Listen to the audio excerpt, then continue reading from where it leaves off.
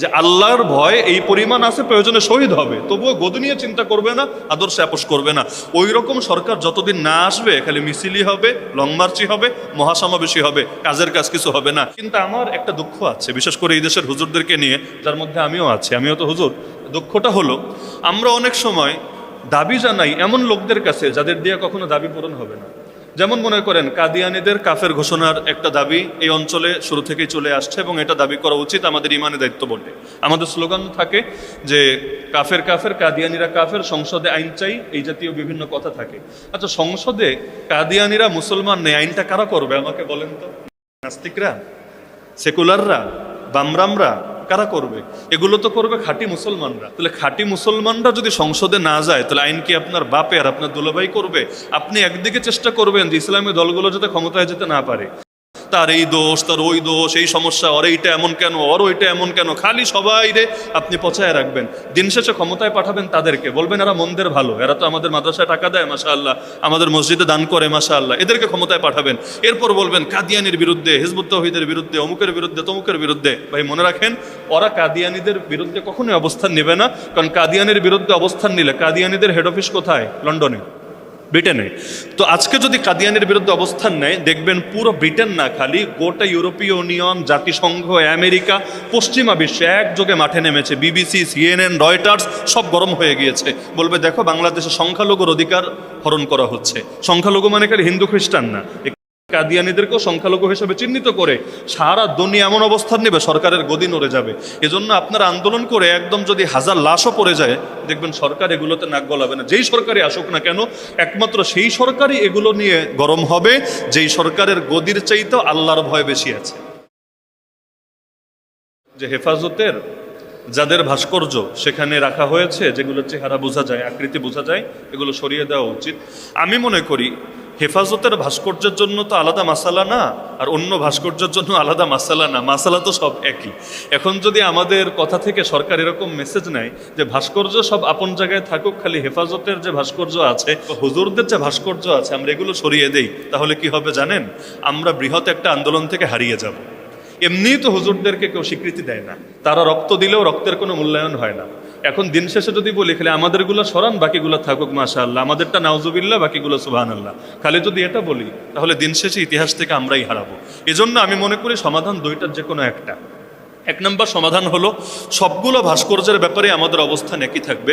কারণ ভাস্কর্য শেখ মুজিবেরটা বানালেও যে মাসালা, ভাস্কর্য অন্য দলের নেতার বানালেও সে মাসালা, ভাগাভাগি করার সুযোগ নাই। কেউ যদি ভাগাভাগি করে ও দলান্ধ, কেউ যদি ভাগাভাগি করে দলান্ধ, বুঝতে হবে আওয়ামী লীগ নিয়ে তার চুলকানি, এজন্য সে শেখ মুজিবের ভাস্কর্যের বিরুদ্ধে, অন্য ভাস্কর্য নিয়ে বলছে না। না হলে আল্লাহ নবীর ভাস্কর্য যদি কেউ বানায়, সেটার বিরুদ্ধে আমাদের অবস্থান নিতে হবে, এটাই কথা, ইখতিলাফের কোনো সুযোগ নাই। তাহলে আমরা হয়তো সব ভাস্কর্য নিয়ে বলবো সব সরাও, অথবা আমরা বলবো ভাস্কর্য থাকুক, কিন্তু যা কিছু নিষিদ্ধ, যেমন চেহারার আকৃতি বোঝা যাওয়া নিষিদ্ধ, তাহলে চেহারার আকৃতিটা সরিয়ে দাও, বাকিটা থাকুক।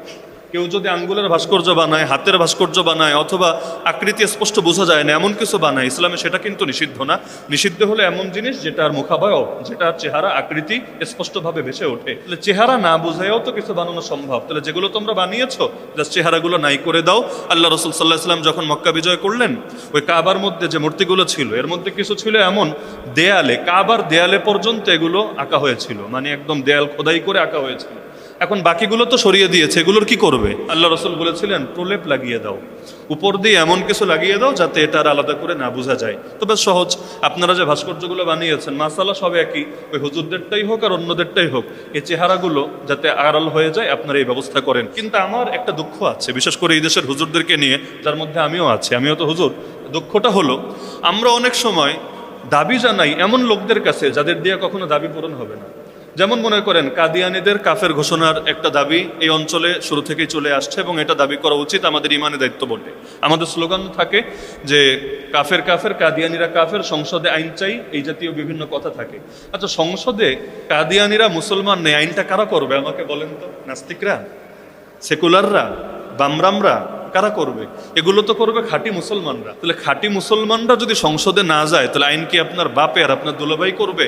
আপনি একদিকে চেষ্টা করবেন যে ইসলামী দলগুলো যাতে ক্ষমতায় যেতে না পারে, তার এই দোষ, তার ওই দোষ, এই সমস্যা, ওর এইটা এমন কেন, ওর ওইটা এমন কেন, খালি সবাই রে আপনি পচায় রাখবেন। দিন শেষে ক্ষমতায় পাঠাবেন তাদেরকে, বলবেন এরা মন্দের ভালো, এরা তো আমাদের মাদ্রাসায় টাকা দেয় মাশাআল্লাহ, আমাদের মসজিদে দান করে মাশাআল্লাহ, এদেরকে ক্ষমতায় পাঠাবেন।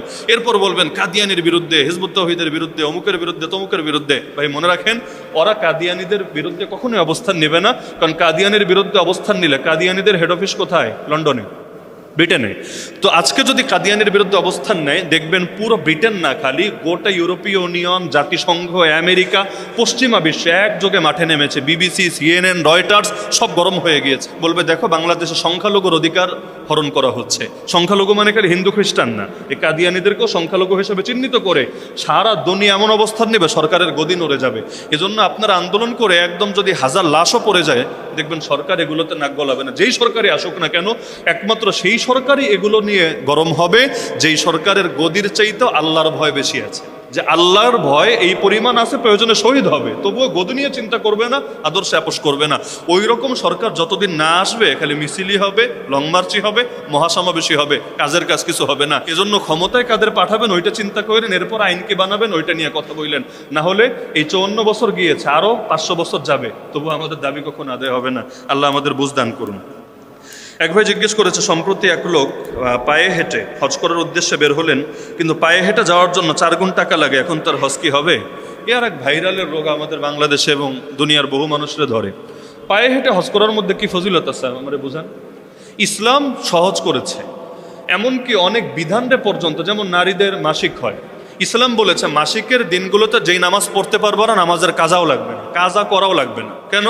কারণ প্রত্যেক মাসেই তোমার 3 দিন থেকে সর্বোচ্চ 10 দিন তোমার নামাজ ছুটবে। 10 দিনে 50 ওয়াক্ত নামাজ, তো বাকি 20 দিনে তোমার কাজা করতে বললে 20 দিনে এমনি আছে 100 ওয়াক্ত, সঙ্গে যুক্ত হবে আরো 50 ওয়াক্ত, মানে 150। তোমার জন্য কষ্ট হবে, থাক, এটা কাজাই করা লাগবে না। রমজান মাসে সফরে বের হলে ইসলাম ছাড় দিয়েছে, চাইলে ফরজ রোজা রাখতেও পারো, বেশি কষ্ট না হলে, আর কষ্ট হলে দরকার নেই, পরে কাজা করে নিও, কোনো সমস্যা হবে না, পাপ হবে না। তাহলে কি বুঝলেন, ইসলাম সহজতায় বিশ্বাসী না কঠিনতায় বিশ্বাসী? এমনকি সহি হাদিসে আছে, আল্লাহ নবীকে কখনো যদি অপশন দেওয়া হতো 2 জিনিসের মধ্যে, যে আপনি চাইলে এটাও নিতে পারেন ইয়া রাসূলুল্লাহ, এটাও নিতে পারেন, নবী সবসময় সহজটা নিতেন। ইসলাম যদি সহজতায় বিশ্বাসী হয়, তাহলে যেই যুগে বিমান আছে 8 ঘন্টাও লাগে না, কখনো 6-7 ঘন্টায়ও যাওয়া যায়, তো সেখানে আপনার কি ঠেকা পড়েছে পায়ে হেঁটে হেঁটে আপনি এভাবে বের হবেন? আমার কাছে মনে হয় এখানে 2টা জিনিস আছে, এক হলো এটা, আর আরেক হলো ভাইরাল হওয়া। বলবেন এটা কিভাবে?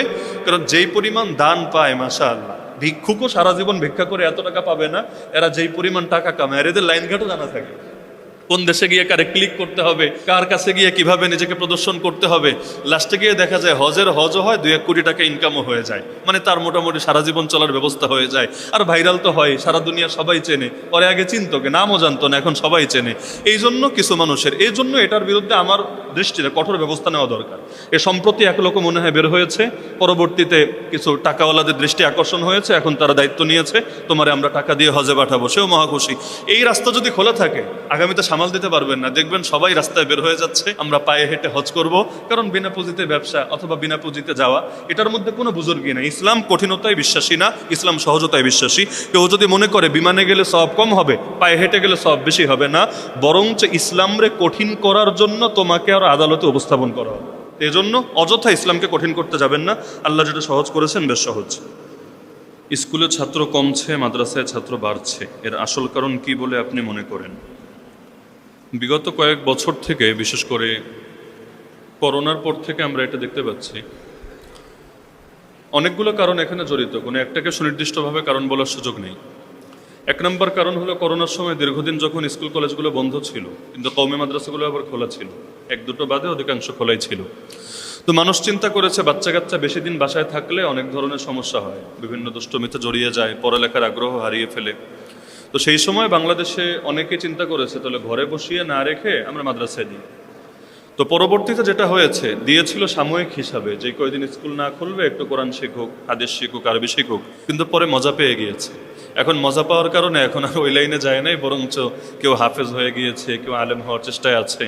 এমনকি অনেক মেয়েদের এমন সেই করোনার সময় দেশে বিয়ের পরিমাণও বেশি ছিল, এমনকি বাল্যবিবাহ বেশি হয়েছে। কেন? চিন্তা করেছে ঘরে বসিয়ে রেখে কি লাভ, আরও বিভিন্ন অনলাইনের কারণে, মোবাইলের কারণে বিভিন্ন ফিতনা হচ্ছিল, তো মানুষ বিয়ে শাদী দিয়েছে। তো করোনার সময় এক ধাক্কা গেল। দ্বিতীয় হলো, বিগত সময়ে আমাদের পলাতক নেত্রী শিক্ষা সিলেবাসে এমন কিছু জিনিস ঢুকিয়েছিল, তিনি ঢুকিয়েছেন এমন না, কিন্তু তার সরকারের লোকেরা অথবা বিভিন্ন দায়িত্বশীল লোকেরা ঢুকিয়েছে। ওই যে শরীফ শরীফার গল্পের কথা শুনেছিলেন, সমকামিতা, নাস্তিকতা, বিভিন্ন ধরনের শয়তানি ভণ্ডামি, এগুলো সিলেবাসে ঢুকানো হয়েছে। তো একটা সময় ছিল এমন, হুজুররা এগুলো নিয়ে আলোচনা করতো না। হুজুরদের আলোচনা ছিল আসমানের উপরে আর মাটির নিচে, তুলনামূলক অধিকাংশ জন। এখন আলহামদুলিল্লাহ মানুষ সচেতন, অনলাইনের কল্যাণে আরও সচেতন।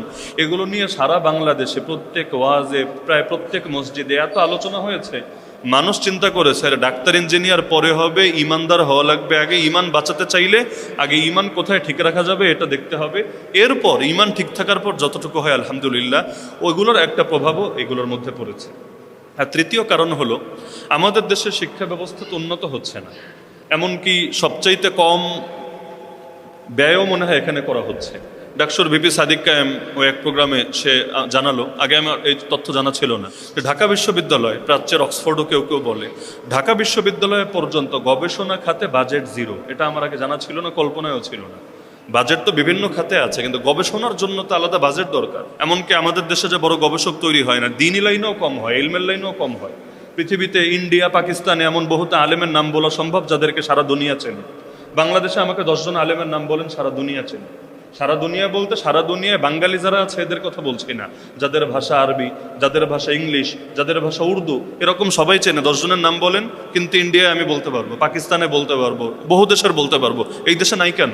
বড় একটা কারণ এখানে আমাদের পারিবারিক পেরেশানি, পারিবারিক চাপ এত থাকে, ওই দাওরায়ে হাদিস শেষ করে অনেকে মুফতি হবে ওই টাইমটাও পায় না, ফ্যামিলির বোঝা নিজের কাঁধে নেওয়া লাগে, পড়াশোনার সুযোগ পায় না, আর রাষ্ট্রীয় তো সহযোগিতা নাই, জিরো। তো যার কারণে গবেষক তৈরি হয় না। তো এগুলো একটা বড় কারণ যে অনেকে ভাবছে যে এগুলোতে পড়ায় কি হবে, এর চাইতে রিজিক যা কপালে আছে আল্লাহ লিখে রেখেছে সেটা এমনিও আসবে, অমনিও আসবে, মাদ্রাসায় দিই। আর সর্বশেষ কারণ যেটা আমার চোখে মনে হয়, আলহামদুলিল্লাহ এখন মানুষ দেখতে পাচ্ছে যে আলেমদের মধ্যে অনেক সচেতন আলেম হয়েছে আলহামদুলিল্লাহ, যারা যুব সমাজকে বা শিক্ষিত প্রজন্মকে ব্যাপকভাবে আকর্ষণ করতে পারছে। এগুলোর একটা প্রভাব আছে, মানুষ যাকে দেখে তার মতো নিজে হতে চায়, নিজের সন্তানদেরকে বানাতে চায়। তো এই তরুণ আলেমদেরও জনপ্রিয়তা অনেকের ভেতরে এই প্রভাবটা সৃষ্টি করেছে। তারা ভেবেছে আমার ছেলেকে আমি অমুক আলেমের মতো বানাবো। তো এক কথায় সব মিলিয়ে এই ফলটা হয়েছে। আমি মনে করি খারাপ না, আমি মনে করি ভালো, আলহামদুলিল্লাহ। শুধু আমাদের মাদ্রাসার শিক্ষা ব্যবস্থাটাকে একটু উন্নত করা দরকার, একটু যুগোপযোগী করা দরকার। যেখানে যেখানে গ্যাপ আছে, যেমন ইংলিশ, শুধুমাত্র দেখা যায় ইংলিশ না জানার কারণে কত আলেম এমন আছে যাদের এলেমে কমতি নাই, কিন্তু দুনিয়া তাদেরকে চেনে না, কারণ ভাষাগত যোগ্যতার তাদের এখানে ঘাটতি আছে। এমনকি দেখবেন ইন্ডিয়ায় হিন্দি ভাষায় তারা কথা বলে, যদিও আর অনেক ভাষা আছে। পাকিস্তানে উর্দুতে বলে, উর্দু আর হিন্দি কাছাকাছি। এজন্য ইন্ডিয়ার আলেমদেরকে পাকিস্তানের লোকেরা চেনে, পাকিস্তানের আলেমদেরকে ইন্ডিয়ার লোকেরা চেনে, বাঙালিরা কে চেনে? এজন্য বাংলাদেশে দেখবেন অনেক হুজুর আনে ইন্ডিয়া থেকে, পাকিস্তান থেকে ওয়াজ করার জন্য। বাংলাদেশ থেকে কারে নেয়? আমার নাম বলেন। যে ইন্ডিয়া থেকে নিয়ে গিয়েছে ওয়াজ করার জন্য, পাকিস্তান নিয়ে গিয়েছে ওয়াজ করার জন্য। কেন? আমাদের ভাষাগত সমস্যা। তো এই কারণে ইংলিশ যেহেতু এখন একটা আন্তর্জাতিক ভাষায় পরিণত হয়েছে, এই জন্য আমি মনে করি আলেমরা যদি জাস্ট ইংলিশটাও ভালো মতো চর্চা করে, তাহলে বাংলাদেশে যে পরিমাণ আলেম আছে, আমাদের দাওয়া সারা দুনিয়া জুড়ে বিস্তৃত হয়ে যাবে ইনশাআল্লাহ।